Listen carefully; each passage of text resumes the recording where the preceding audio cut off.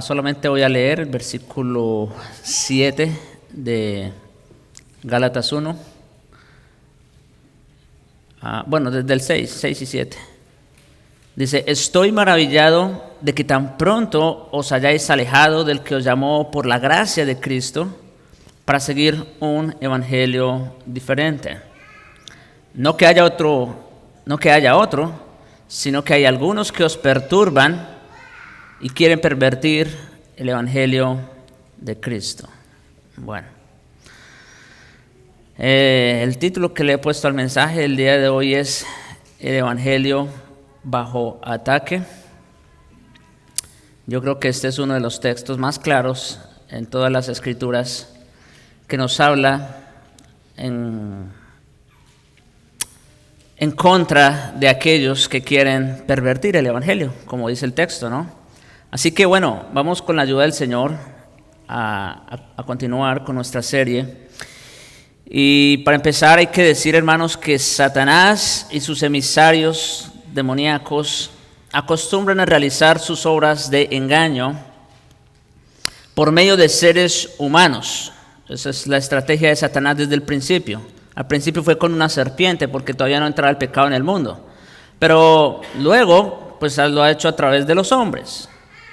Y con mayor frecuencia a través de líderes religiosos. Ese es el peor engaño. Eso lo hemos estado viendo también aquí con el pastor Ricardo en las últimas prédicas. Entre tales líderes religiosos se cuentan aquellos que aparentan ser cristianos, ¿sí? Tienen una apariencia de piedad, a quienes Pablo describe como falsos apóstoles. En 2 Corintios 2, 11, 13, falsos apóstoles, obreros fraudulentos que se disfrazan como apóstoles de Cristo. Y no es maravilla, sigue diciendo, porque el mismo Satanás se disfraza como ángel de luz. Así que no es extraño si también sus ministros se disfrazan como ministros de justicia. O sea, lo que está diciendo Pablo es que la realidad es tan parecida con la ficción que fácilmente nos podemos confundir. ¿Sí? Eso es lo que está diciendo. Se disfraza como ángel de luz y sus ministros como ministros de justicia. Lo difícil es reconocerlos, identificarlos. Pablo, por supuesto, reconocía los agentes humanos utilizados por Satanás al hablar acerca de espíritus engañadores, en 1 Timoteo 4, 1 y 2, que propagan doctrinas de demonios por la hipocresía de mentirosos. Mis hermanos, es verdad que Satanás ha llevado a cabo sus engaños más destructivos por medio de falsos maestros fortalecidos por demonios que se presentan como voceros de Dios. Como decíamos anoche en una plática que teníamos unos hermanos, muchas veces ni siquiera ellos se dan cuenta que ellos mismos están siendo engañados, estos falsos maestros. Pero lo cierto es que son falsos maestros fortalecidos por demonios que se presentan como voceros de Dios. Ustedes ya saben, lo hemos visto aquí, el caso típico, Judas Iscariote. En épocas en las que sus propios sacerdotes y profetas deshonraban la verdad de Dios, que los israelitas eran más propensos a la idolatría y a otras prácticas paganas. Por eso tantas veces el Señor llama la atención a los sacerdotes y a los profetas que decían hablar en su nombre cuando en realidad Dios no los había mandado.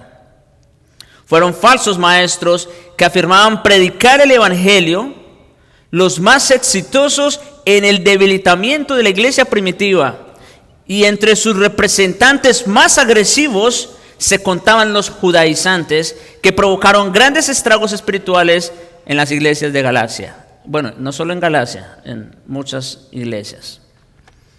Así que, hermanos, estamos hablando de personas que hablan como cualquiera de los ministros verdaderos.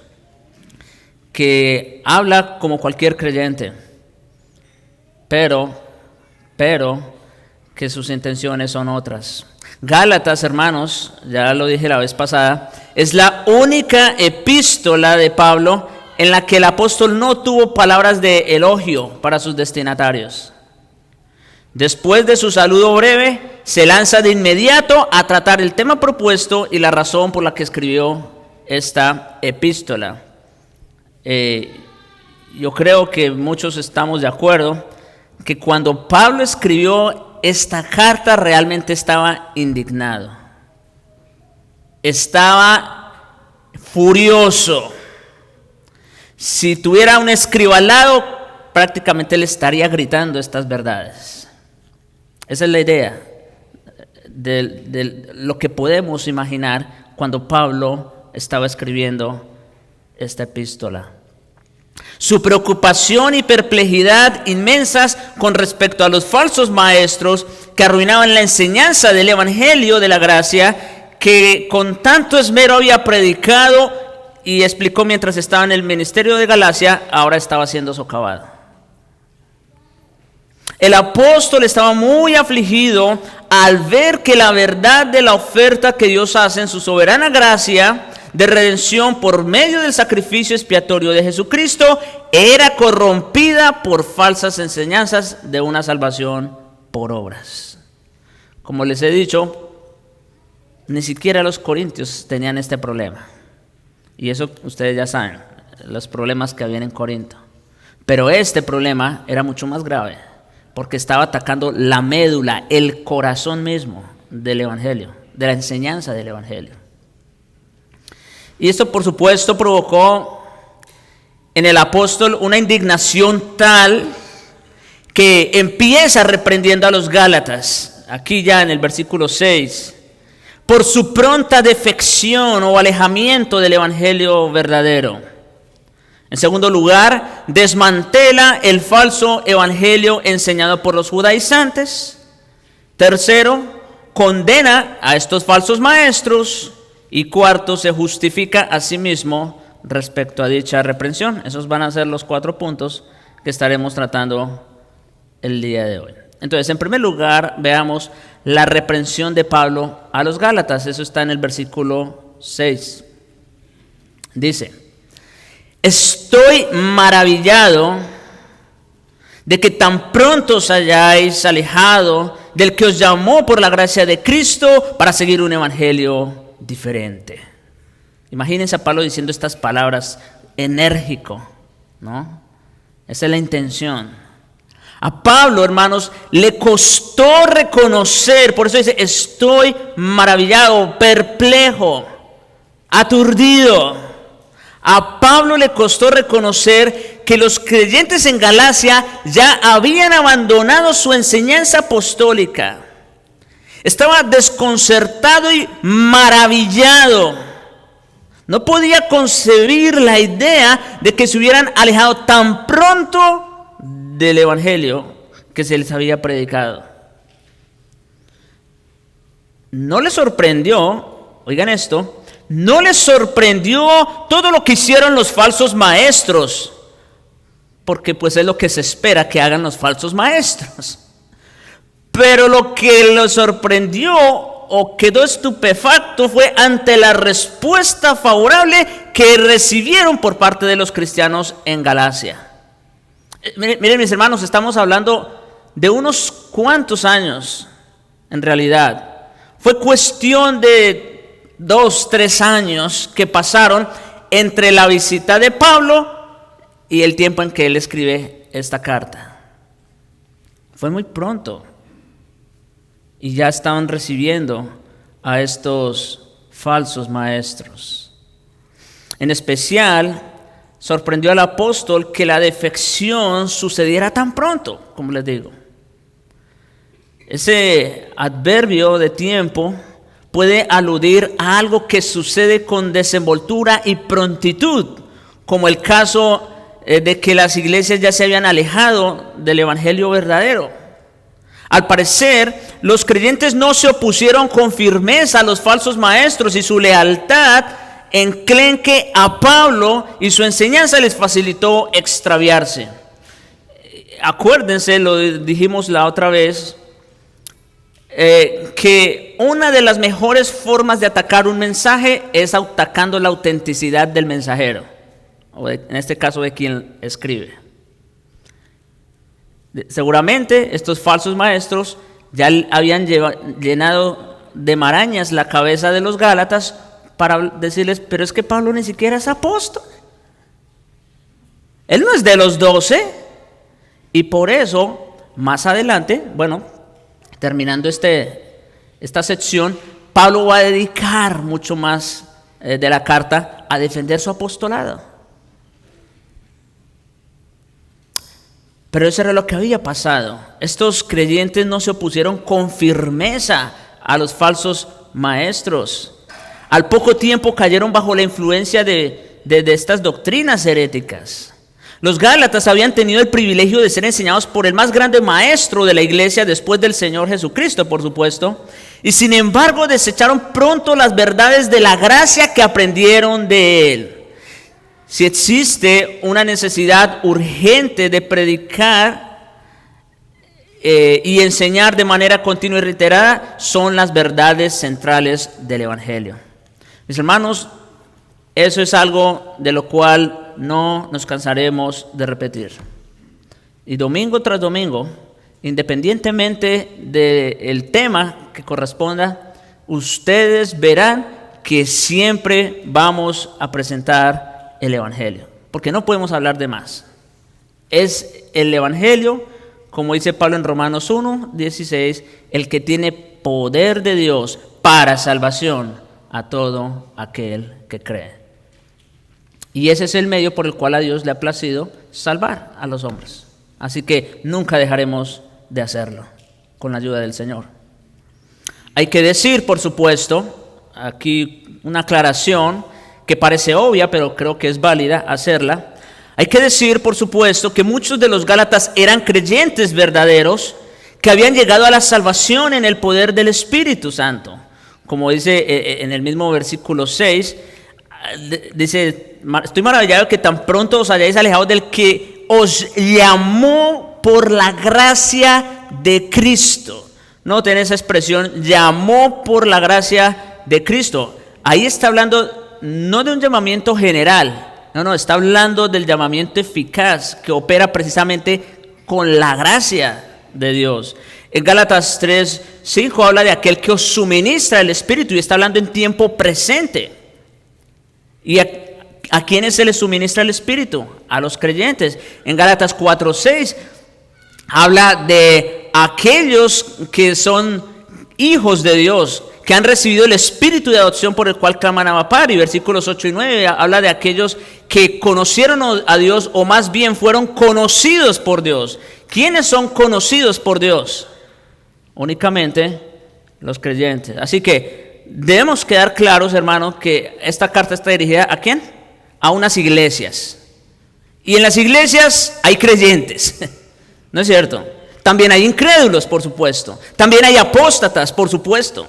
Por eso Pablo tiene que hablar en estos términos y ser tan fuerte. Como cuando Pablo manda,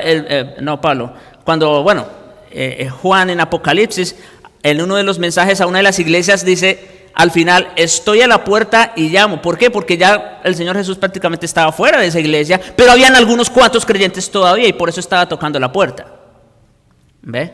Entonces, solo, como digo, para ponerlos en contexto, para que entendamos, no es que todos los Gálatas habían apostatado, no, esa no es la situación, tampoco.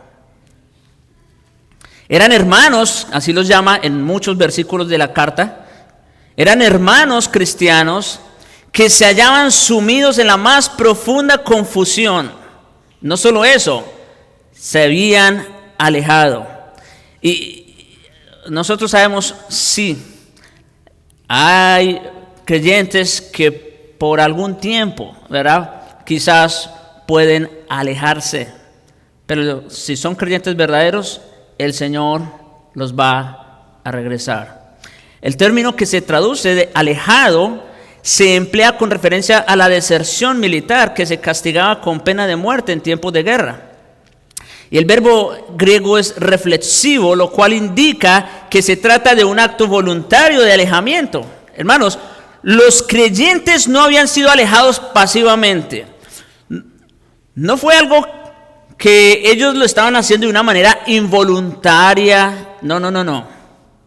No. Estaban en el proceso de alejarse por sí mismos de la esfera de la gracia. Por sí mismos. Claro, obviamente bajo la influencia de estos falsos maestros. Pero ellos estaban consintiendo con ellos y estaban aceptando su doctrina. Ese era el problema.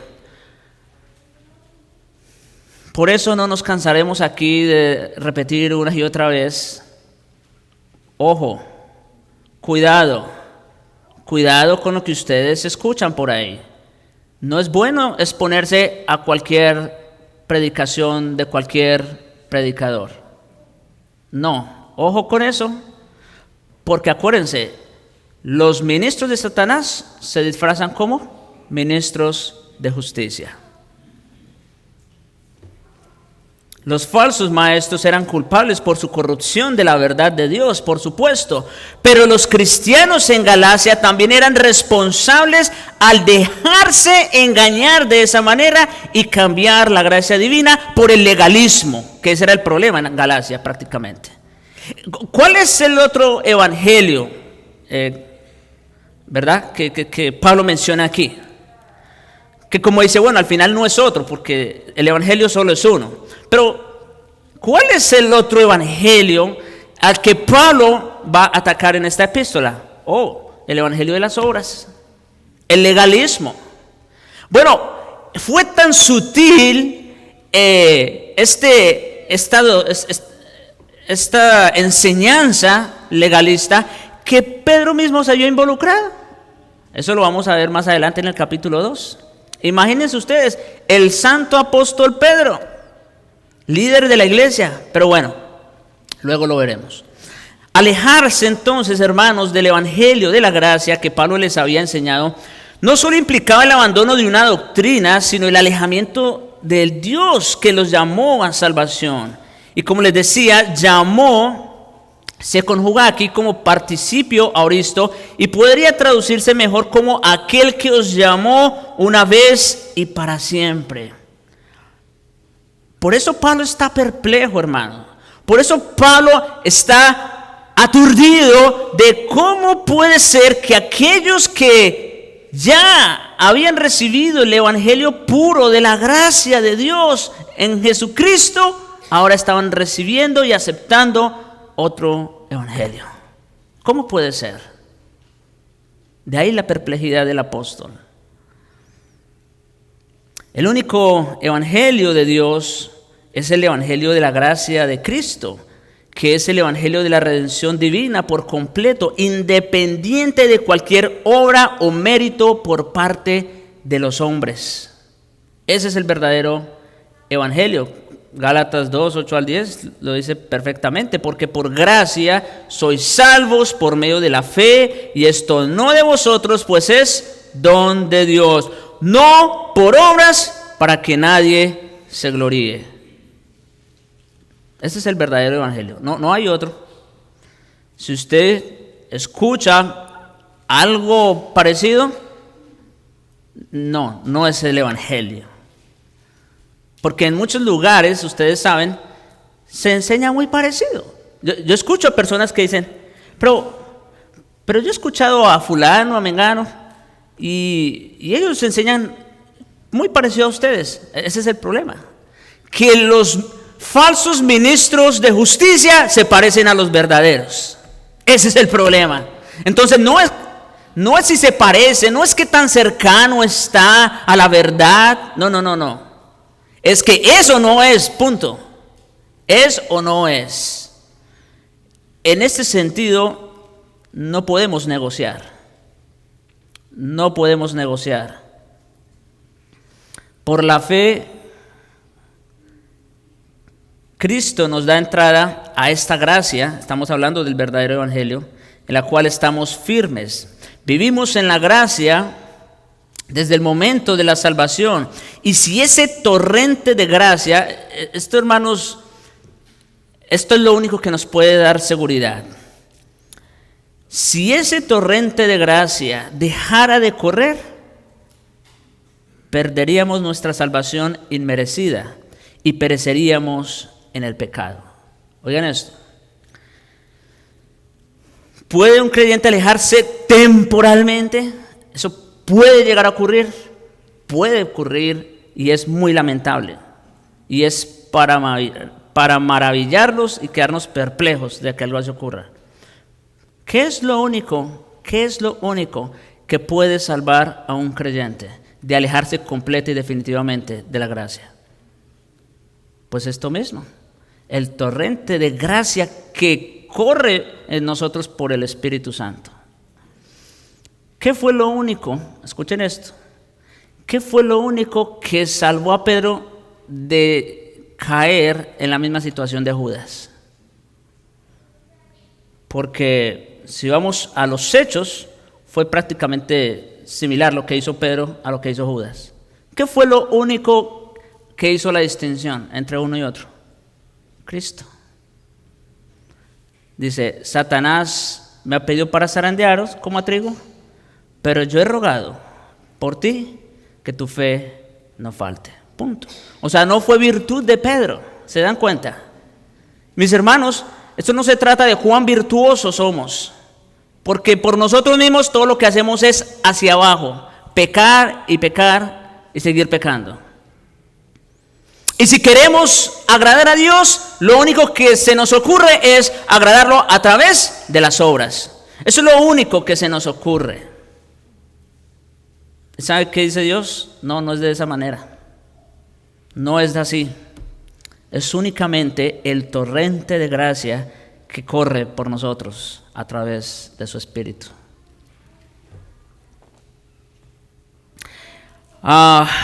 La gracia de Cristo, hermanos, es el acto soberano y gratuito que Dios realiza en su amor y misericordia al conceder salvación por medio de la muerte y resurrección de Jesús, sin importar qué sean o qué puedan hacer los hombres, y al mantener esa salvación hasta la glorificación del creyente. ¿Oyeron eso? Porque lamentablemente hay en muchos lugares, incluso que se identifican con las doctrinas de la gracia, etcétera, que hablan de una justificación por la fe sola, pero cuando vamos a hablar de cómo mantener esa justificación, o mejor dicho, de cómo es el proceso de santificación, entonces aparecen las reglas. Tampoco es el caso. Porque nosotros nos podemos ganar la justicia de Cristo, pero tampoco podemos mantenerla. ¿Se dan cuenta? El mismo que nos la da es el mismo que la sostiene. El que empezó en nosotros la buena obra, la perfeccionará. No nosotros, ¿se dan cuenta? Él que empezó, Él la perfeccionará hasta el día de Jesucristo. Es absurdo aceptar una salvación de gracia para luego esforzarse en mantener la justificación mediante esfuerzos, ceremonias y rituales humanos. No. Los peligros más destructivos para la iglesia nunca han sido el ateísmo, las religiones paganas o las sectas que niegan sin rodeo las escrituras. Eso para nosotros no representa ningún peligro. Sino movimientos de aparente índole cristiana que aceptan un grado tan alto de la verdad bíblica que sus doctrinas ajenas a la Biblia parecen insignificantes e inofensivas en comparación. Ese es el problema. Aquello que se parece, como les decía, que se parecen tanto que sus errores parecen inofensivos. Ay, mis hermanos, el Señor nos ayude, porque ciertamente esto es muy peligroso, más de lo que pensamos. Y la sutileza del engaño es tal que si no fuera por la gracia de Cristo, todos quedaríamos redonditos. No obstante, lo cierto es que una sola gota de veneno en un recipiente grande de agua puede volver letal todo el líquido. Y una sola idea falsa, en cualquier medida, reduce la gracia de Dios, envenena todo el sistema cristiano. Una sola gota. Ay, pastor, pero solamente pues, es esto o es aquello. No, es que así empiezan las herejías. Las herejías no se levantan de la noche a la mañana para decir, ya no creemos en la divinidad de Cristo. No, eso no fue así. Salieron de la iglesia apostólica. Los testigos de Jehová salieron de la iglesia apostólica. Los católicos romanos. Así que, eso empieza un poco de levadura, como dice el Señor, leuda toda la masa. Pablo no iba a permitir que ni una sola gota de legalismo se mezclara con la gracia pura de Dios. Alejarse de la gracia de Cristo es alejarse del poder de Dios y apoyarse en el esfuerzo humano. Eso es el legalismo. El legalismo destruye, oigan esto, destruye la gracia de Dios en Cristo. Por eso rogamos al Señor que nos guarde de caer en semejante herejía. ¿Es una herejía el legalismo, pastor? ¿Qué estamos viendo en Gálatas? Lo es. Aquellos que buscan mantener su justificación por la ley, como dice Pablo en Gálatas 5:4, han caído de la gracia y se han desligado de Cristo. ¿Ve? Ok, es imposible, hermanos, abandonar entonces la gracia sin abandonar al Señor de la gracia. Por eso Pablo hizo este llamado a Timoteo en su segunda carta, capítulo 2, verso 1. Hijo mío, esfuérzate en la gracia que es en Cristo Jesús. Noten, Pablo no le dice a Timoteo, esfuérzate en hacer buenas obras, esfuérzate en crecer en la santidad. No, eso viene, pero viene como resultado. ¿En qué es que se debía esforzar Timoteo?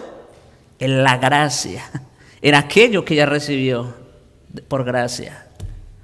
Es lo que dice Pablo también en los Filipenses. Ocupaos, noten, no dice procuren la salvación o esfuércense por mantener la salvación. No, ese no es el mandamiento de Pablo. ¿Cuál es? Ocupaos en aquello que ya tienen, en la salvación, con temor y temblor.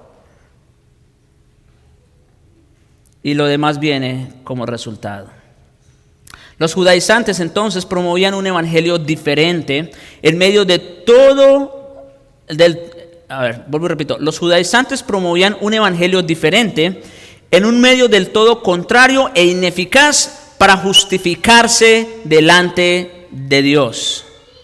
En consecuencia, aunque habían comenzado por el Espíritu, algunos estaban tratando de acabar por la carne en su proceso de defección espiritual.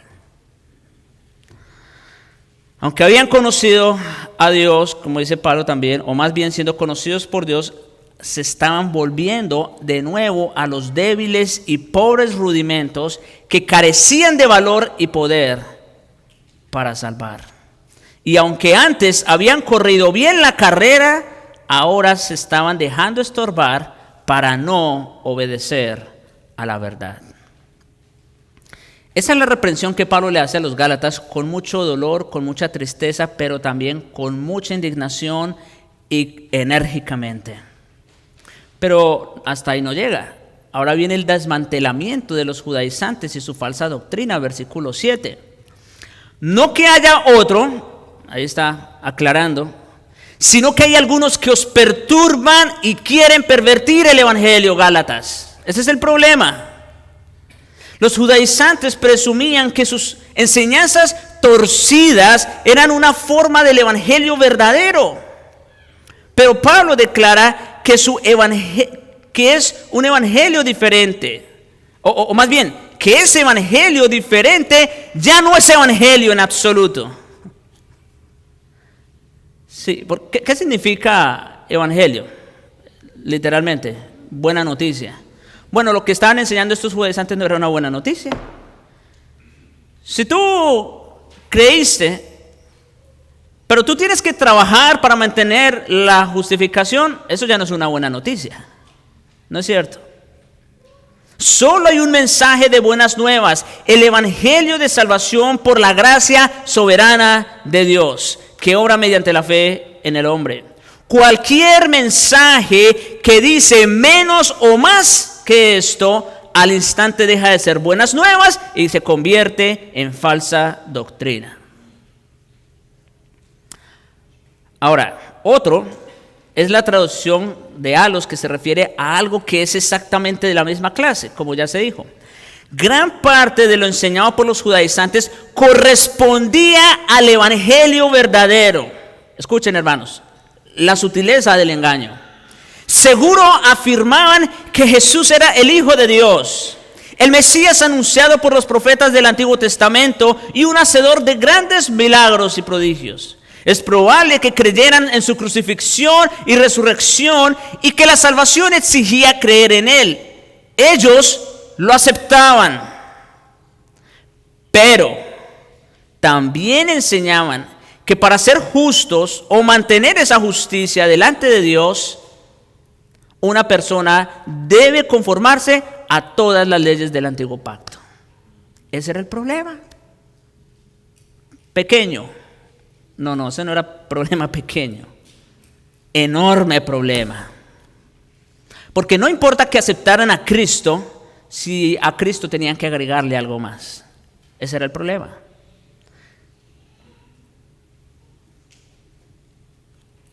Con esto, como dice Pablo, mutilaban el poder del evangelio verdadero, que es la gracia soberana que salva y capacita. Al añadir obras a la salvación, menoscabaron de forma sutil pero completa el evangelio de la gracia de Dios, de la cual en realidad no hay otro evangelio. Sí. Cualquier añadidura a Cristo no es evangelio. Se trata no de buenas sino de malas nuevas, puesto que el hombre no puede mantener su relación correcta con Dios por medio de su propio esfuerzo y buenas obras. El creyente producirá buenas obras como resultado de la gracia salvadora y el poder de Dios que obran en él, pero no hace buenas obras para ganar o mantener su salvación. No, definitivamente. A causa de este engaño, falsos maestros como los judaizantes son todavía más peligrosos que los que niegan abiertamente que Jesús es Cristo, y así participan sin ambages en la obra del anticristo, como dice en 1 Juan 2:22. Estos que salieron de nosotros, ¿por qué? Pues porque no eran de nosotros.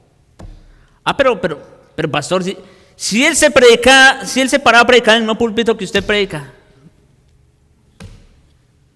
salieron para que se manifestara que no todos son de nosotros.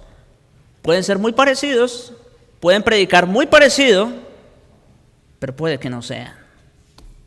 Los sistemas falsos que llevan el rótulo del cristianismo siempre distorsionan la naturaleza y la obra de Jesucristo. Noten, no es que la niegan, eso es otra cosa. No, es que la distorsionan. Pueden hablar de Cristo y su obra, pero modificando algunas cosas.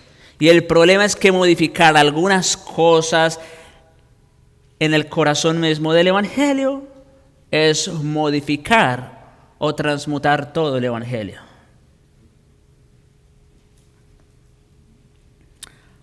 Aquellos que niegan desde un principio a Cristo, pues esos son vistos con facilidad como incrédulos. Pero los que afirman enseñar y seguir a Cristo, al mismo tiempo menoscaban el evangelio de su gracia, representan un peligro mucho mayor, porque dan la apariencia de llevar la gente a Cristo cuando en realidad estos ponen barreras a la salvación por gracia. Como cuando el Señor le dice a los fariseos, ustedes son 2 veces merecedores del infierno, porque ni entran ni dejan entrar a otros, ¿no? Con tanta indumentaria, tanta regla, tanta cosa. No. El evangelio es simple. Es Cristo más nada. Punto. La expresión os perturban es la traducción de tarazo, cuyo significado literal es sacudir con vigor de un lado al otro para así crear agitación y trastorno. Es lo que estaban haciendo estos falsos maestros, trastornando, perturbando. En sentido figurado, denota una conmoción emocional profunda y se refiere a una mente perturbada. Eso es lo que estaban creando los judaizantes. Estaban perturbando la mente de estos gálatas.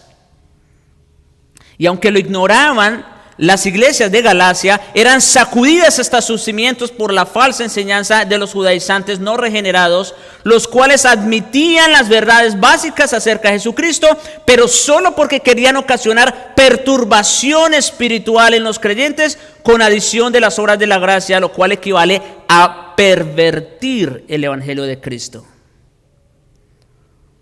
O sea que, como dijo Pablo, no es que haya otro evangelio, sino que hay algunos que os perturban y pervierten el evangelio. Lo trastornan, lo transmutan, esa es la palabra. La idea, ustedes saben qué quiere decir eso, ¿no? Hoy día se habla mucho de las mutaciones, o sea, cambios, alteraciones genéticas, ¿no? En un sistema, en un ser vivo. Bueno, esa es la idea, hermanos, aquí. Estos toman la misma idea, toman la misma apariencia, la misma enseñanza del evangelio, pero ¿qué hacen? La transmutan, empiezan a inyectarles veneno para así modificar o alterar el evangelio, de lo cual, como dijo José Pablo, ya no hay otro evangelio. La mínima porción de la ley que se añada al evangelio de Cristo alcanza a revertir su carácter y lo convierte en todo lo contrario a la provisión de salvación y santificación por la gracia de Dios, lo cual se basa por completo en los méritos de su Hijo, libre de pecado, quien cargó con todo el pecado de los suyos. Eso, la mínima gota de leyes, de reglas, revierten el carácter del evangelio. Por eso, si nos preguntan, ¿cuáles reglas tienen ustedes aquí?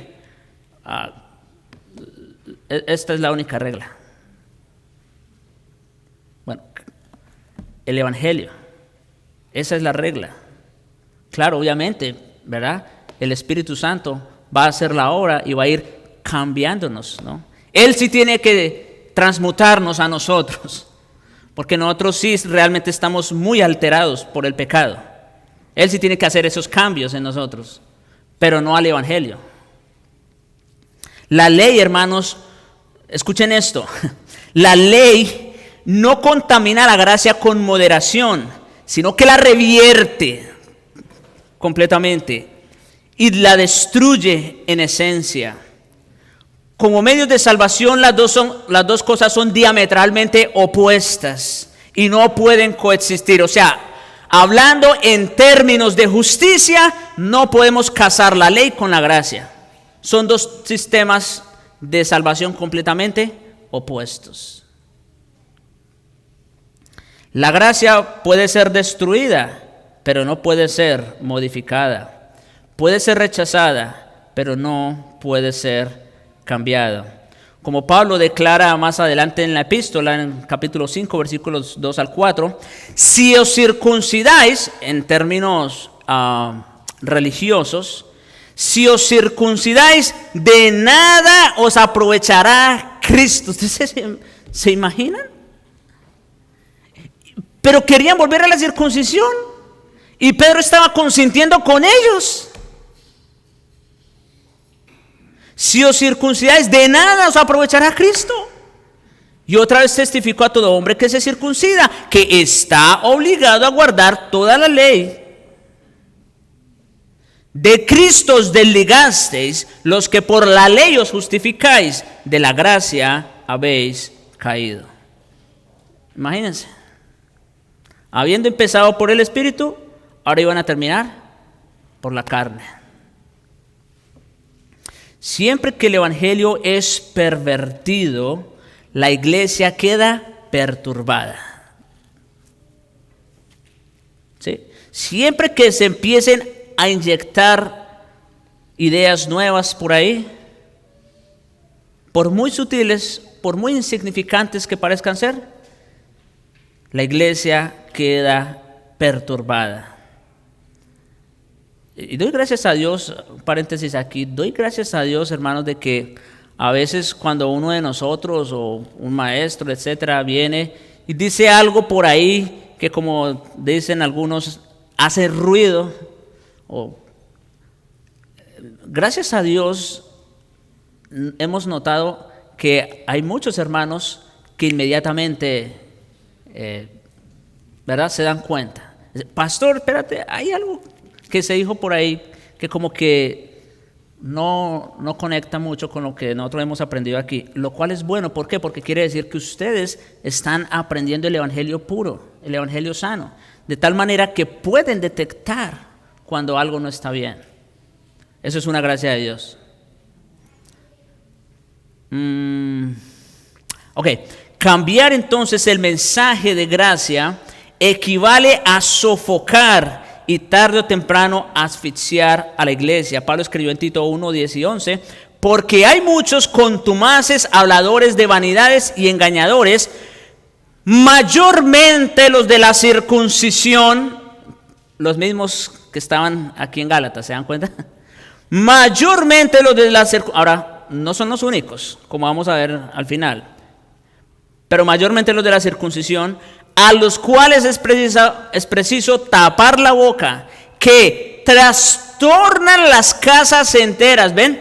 No es que enseñan algo diferente, no. ¿Qué hace? Trastornan las verdades que ya tienen, enseñando por ganancia deshonesta lo que no conviene. Los enemigos más grandes de la iglesia no son personas que contradicen la Biblia abiertamente y denuncian a Cristo, sino aquellos hijos del infierno que aparentan hablar en su nombre para menospreciar, para menoscabar y distorsionar con sutileza el evangelio verdadero a fin de reemplazarlo con un sistema de justicia por obras. Les digo algo, esa realidad está mucho más cerca de la reforma que nunca. Hoy día tenemos que distinguir aún de entre aquellos que se dicen ser reformados porque están por este camino. Están judaizando. No literalmente, ¿verdad?, volviendo al antiguo pacto, pero judaizando en otro sentido. Poniendo cargas, poniendo reglas que ni siquiera, ¿verdad?, ellos mismos pueden llevar. Ya vimos la reprensión de Pablo a los Gálatas, ya vimos a Pablo desmantelando estos falsos maestros, y hablemos ahora de la condenación de los falsos maestros, versículos 8 y 9. Mas si aún nosotros o un ángel del cielo os anunciare otro evangelio del que os hemos anunciado, sea anatema. Como antes hemos dicho, también ahora lo repito, si alguno os predica diferente evangelio del que habéis recibido, sea anatema. Qué palabras tan fuertes. Es posible que los judaizantes que extraviaban a las iglesias en Galacia tuviesen credenciales deslumbrantes y se contasen entre aquellos que habían venido de la iglesia de Jerusalén autorizados por Jacobo, ¿no? Eso lo dice más adelante cuando reprende a Pedro precisamente. Dice que Pedro se intimidó de aquellos que venían de parte de Jacobo. Si era verdad que venían de Jacobo o no, ¿verdad? Pero el punto es esto: estas personas, estos falsos maestros pueden tener credenciales deslumbrantes, pueden venir con las mejores recomendaciones. Sin embargo, eso no es garantía De nada. Además de proclamar su propio evangelio transmutado, que Pablo ni siquiera consideraba como buenas nuevas, procuraron menoscabar la autoridad y la enseñanza de Pablo por todos los medios posibles. Eso ya lo dijimos y luego vamos a abundar más adelante. En estas palabras entonces de Pablo se dirigen contra todo tipo de distorsión del evangelio. Si aún nosotros, dice, si aún nosotros o un ángel del cielo os anunciare otro evangelio diferente del que os hemos anunciado, sea anatema.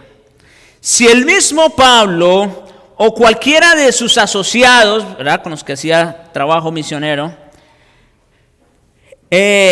hacían algún cambio a las enseñanzas que ya habían dado, los gálatas no debían escucharles, sino de tratarles como herejes, porque en eso se habrían convertido sus maestros espirituales. Mis hermanos, realmente tenemos que rogarle mucho al Señor por nosotros como iglesia y por sus pastores. Que el Señor nos guarde de cambiar algo, de querer transmutar algo del evangelio. Es un peligro. Pablo dice, si yo o cualquiera de los que enseñamos decimos algo diferente a lo que ya se ha predicado, sea tenido como hereje. Hasta un ángel del cielo debería ser rechazado de presentar un evangelio diferente a la versión original que Pablo les enseñó. Y Pablo no dice eso porque los ángeles estén llamados a predicar. Ya vimos en el caso de Pedro. El ángel no pudo predicarle a Cornelio, ¿no es cierto? Sino que le dijo, ve y manda a traer a Pedro.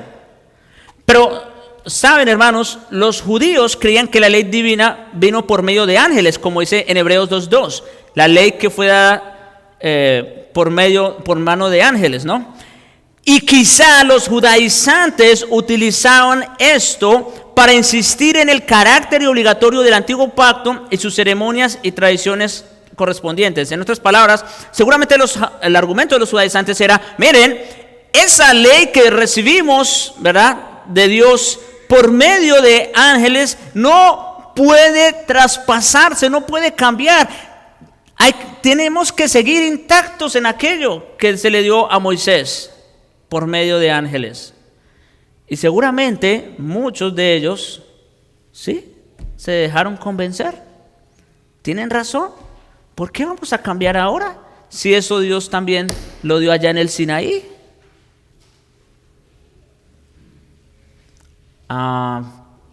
Bueno, ustedes ya saben, ¿no es cierto? No es que hayan cambiado las cosas, es que ya vino el cumplimiento de todo aquello que fue revelado allá, ¿no es cierto? De tal manera que ellos ya no debían seguir en el antiguo pacto, ¿no? Porque ya había venido el cumplimiento. Cristo había dado cumplimiento pleno. Oigan esto, Cristo vino a dar cumplimiento pleno y perfecto de todo lo que se enseñó bajo el antiguo pacto. De tal manera que a nosotros ya no nos corresponde vivir bajo el sistema ceremonial del antiguo pacto, sino, ¿qué? Pues creer en aquel que fue el cumplimiento. ¿No es cierto? Por supuesto, Pablo hablaba en un sentido hipotético porque, claro, él jamás, por la gracia de Dios, jamás habría cambiado su enseñanza.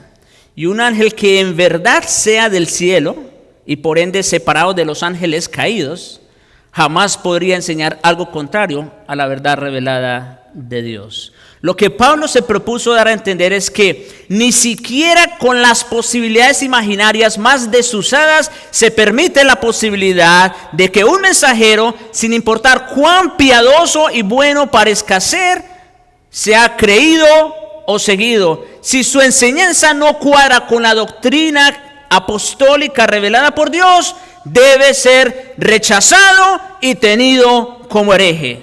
Eso es anatemizar. Debe ser tenido como hereje. Pastor, Yo he escuchado, hermano, pastor, pero si usted conociera al pastor donde yo antes me congregaba, era un hombre muy piadoso. Yo creo que realmente él era genuino. Sí, miren, puede que sea muy genuino, muy sincero, pero hay muchas personas que están sinceramente equivocadas y sinceramente engañadas. ¿Y sabe qué va a pasar con esas personas? Por muy triste que pueda sonar, al final el Señor les va a decir: no los conozco. Señor, pero en tu nombre hablé, profeticé. No los conozco. No los conozco. A veces quizás nos pueden tildar de que somos duros cuando nosotros decimos que no creemos que en iglesias que crean diferente a las doctrinas de la gracia, a la sana doctrina, que no los tengamos por hermanos. No lo estoy diciendo yo, hermano, es lo que estamos viendo aquí. Si ellos dicen que todo está listo, que todo está preparado, que lo único que tú tienes que hacer es creer, recibirlo, aceptarlo, entonces, ¿en quién está el mérito al final? Es Cristo más el libre albedrío, más tu decisión. Wow, eso es un evangelio maldito y deben ser tenidos por anatemas.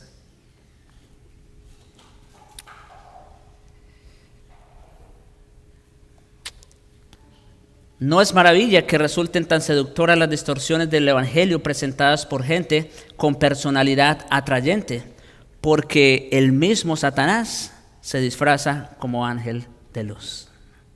Otra vez, si no fuera por la gracia de Dios que corre por su espíritu a través de nosotros, hasta nosotros caeríamos ahí. Pablo pasa entonces del ámbito hipotético al fáctico o a los hechos con la reiteración de su instancia. Como antes hemos dicho, también ahora lo repito: si alguno os predica un evangelio diferente del que habéis recibido, sea anatema.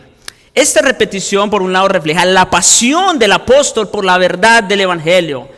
No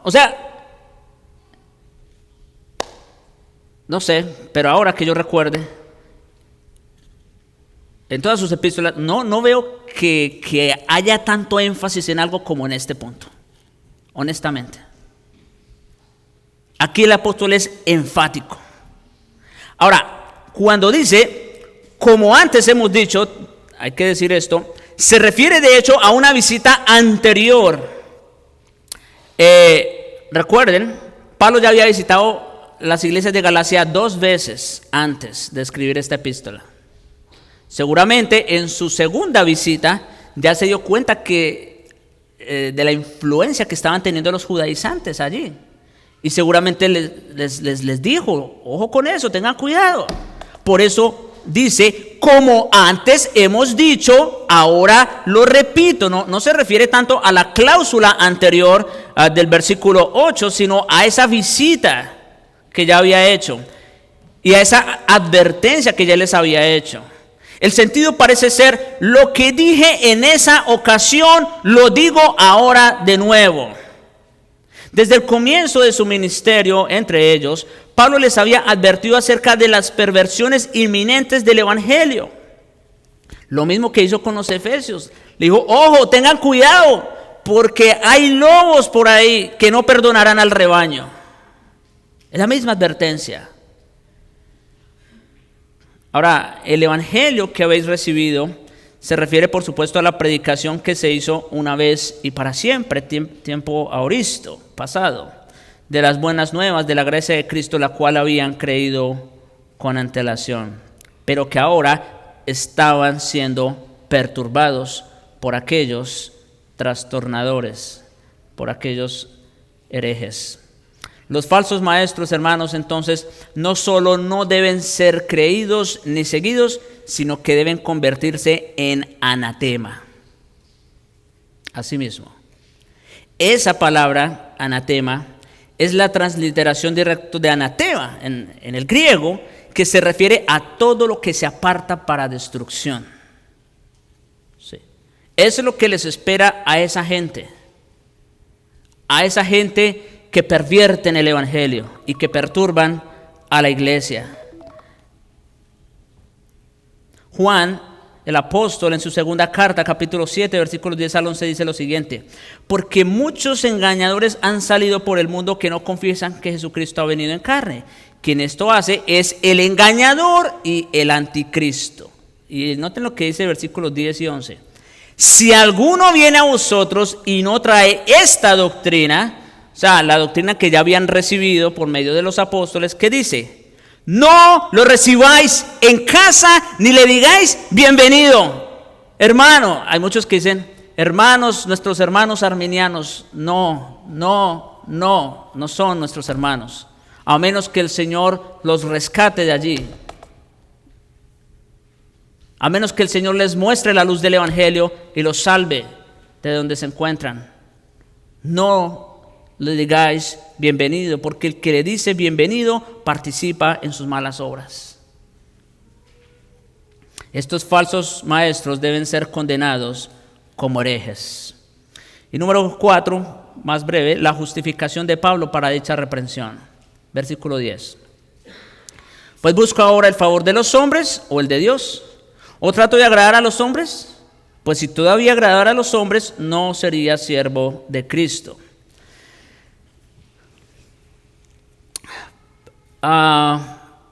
Pues, esta palabra pues, no es que sea una traducción incorrecta, pero el flujo del argumento de Pablo se puede seguir mejor desde su contexto al conectar las maldiciones que acaba de mencionar en los versículos anteriores. Es como si Pablo estuviera diciendo, ahí está. ¿Acaso suena que lo que acabo de decir es como si yo tratara de agradar a los hombres? Otra vez, porque esa era una de las acusaciones de estos herejes, de estos falsos maestros contra Pablo. Es obvio que si Pablo pronuncia una maldición sobre los hombres, las acusaciones de los judaizantes en su contra carecen de sentido. Él no procuraba agradar a los hombres. Más bien demuestra con ello que procura honrar a Dios, cuya verdad era pervertida por estos falsos maestros.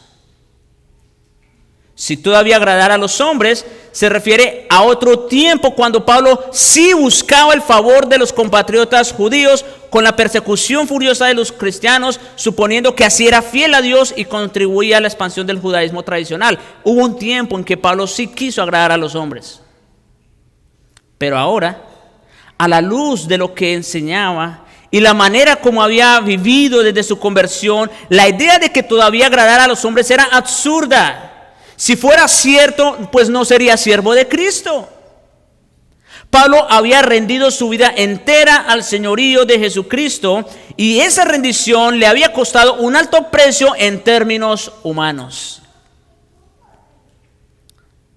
Sí, de ser perseguidor, ahora pasó a ser perseguido. Al final de su epístola, Pablo le recuerda a sus lectores, verso 17, el capítulo 6, yo traigo en mi cuerpo las marcas del Señor. Algunas de esas marcas las recibió en Galacia precisamente, donde fue dejado una vez por muerto tras ser apedreado en la ciudad de Listra.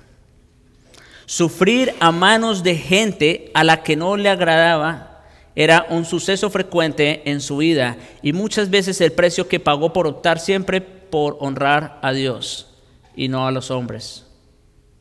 Por naturaleza, hermanos, los que buscan agradar a los hombres no son mártires. El deseo de escapar la ridiculización y los problemas es una de las características más notables. Agradar a los hombres no trae persecución, la persecución que soportó Pablo. Más bien eran los acusadores judíos de Pablo quienes buscaban el favor de los hombres. Sí, era con el fin de agradar a la carne que ellos, los judaizantes, trataban de obligar a los creyentes gentiles a circuncidarse con el único y exclusivo fin de no tener que padecer persecución a causa de la cruz de Cristo. ¿Oyeron eso? Eran ellos más bien los que querían agradar a la carne. y agradar a los hombres. Porque ustedes saben, hermanos, que en ese contexto, en el tiempo en que se escribe y se predica, en el primer siglo, ¿quiénes eran los que estaban sufriendo persecución? Los seguidores de la cruz. Era al contrario. Por eso les decían a los otros que se circuncidaran, para que no sufrieran persecución por causa de la cruz. Era lo opuesto. No sé, creo que hay un dicho por ahí, que ahora no recuerdo, pero la idea es esta, de que dime de qué presumes y te diré de qué careces, algo así. Aquello de lo que estaban acusando a Pablo era lo opuesto, eso era de lo que ellos estaban sufriendo. El propósito primordial de Pablo entonces, al lado de los otros siervos de Cristo que procuraban lo mismo, era serles agradables a Cristo. Ahora, agradar al Señor Jesucristo significaba que Él, escuchen esto, agradar a Cristo significaba que Pablo tenía todo el derecho de pronunciar una maldición contra cualquiera que intentara empequeñecer por medio de una doctrina de justicia por obras la obra finalizada del Salvador. Porque aquí alguien pudiera decir, pastor, pero ¿cómo alguien puede traer palabras de juicio y de maldición sobre otro? Porque precisamente como Pablo era siervo de Cristo y como su propósito era serle agradable a su Señor, él no tuvo temor de desenmascarar a estos inicuos, a estos perversos, y decirles lo que les espera. No tuvo miedo de ello. Y nosotros tampoco debemos tenerlo. Y su segundo propósito de Pablo era ver salvados no solo a los Gálatas, sino a cualquiera que esté expuesto al Evangelio y requiera el hacer denuncias enérgicas contra cualquier evangelio falso que les pueda condenar. Así que un par de aplicaciones rápidas y con esto termino. Primero, aunque la herejía específica de los judaizantes era el legalismo, la advertencia de Pablo se aplica por igual a la perversión inversa. Déjenme decirles esto. Ya expliqué el texto, estoy en una aplicación. Y como se dijo, aunque la herejía específica de los judaizantes era el legalismo, la advertencia de Pablo se aplica por igual a la perversión inversa, que es ¿cuál? El libertinaje o antinomianismo, que bajo el disfraz de una falsa libertad en Cristo remueve todas las normas de rectitud que ofrece las Escrituras. O sea, ellos son de los que dicen, una vez salvo, siempre salvo, no importa cómo tú vives. Pues si el que empezó en nosotros la buena obra la completará, entonces acostémonos y disfrutemos la vida, porque ya no nos perdemos. No. Juan escribió en estos términos acerca de falsos Judas, en el versículo 4. Porque algunos hombres han entrado encubiertamente, la misma estrategia, ¿se dan cuenta? De los judaizantes, encubiertamente, los que desde antes habían sido destinados para esta condenación, hombres impíos que convierten en libertinaje la gracia de nuestro Dios. Ojo con eso, que así como el legalismo es una doctrina de demonios y es una herejía, lo es también el libertinaje y antinomianismo. Sea como legalismo restrictivo, liberalidad permisiva o perversión sectaria, cualquier enseñanza que añade o quita la verdad revelada de Dios es una distorsión del Evangelio y pervierte la naturaleza y obra de Jesucristo. Y número 2, los cristianos deben estar en capacidad de identificar a los falsos maestros. Eso ya es una tarea grande.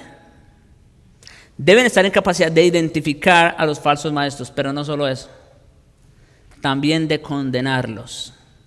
No en el sentido de ser jueces y mandarlos al infierno, eso no nos corresponde a nosotros, pero en el sentido de señalarlos, en el sentido de tenerlos como lo que son, al igual que el apóstol lo hizo, sin importar cuáles sean sus credenciales, sin importar cuán piadosos aparenten ser, deben estar en capacidad de ello. Hasta un líder de la estatura de Timoteo, con una preparación excelente a la verdad divina, fue advertido de mantenerse alejado del error y concentrarse solo en la verdad pura de Dios. Otra vez, si alguno viene a vosotros y no trae esta doctrina, no lo recibáis. No lo recibáis en casa. Ni le digáis bienvenido, oh hermano, porque el que le dice bienvenido participa en sus malas obras.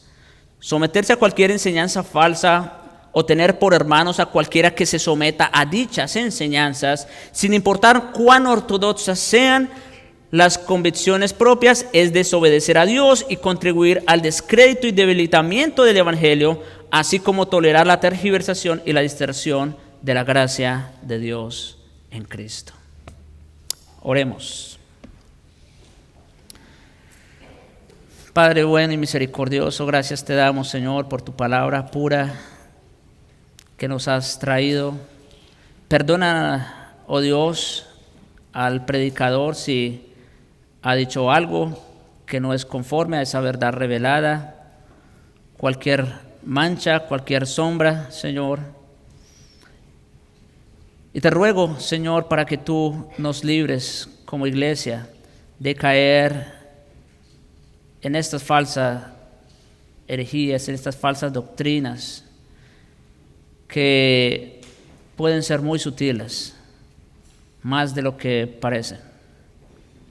Señor, ten piedad de nosotros y líbranos. Y ayúdanos, oh Dios, por tu Espíritu, con la verdad que tú nos das por tu palabra, poder identificar y señalar a aquellos que tanto daño hacen. Que nos des el coraje, la valentía, Señor, como el apóstol la tuvo, para señalarlos y pelear así por la fe verdadera. Sé con nosotros, oh Dios, en Jesucristo. Amén.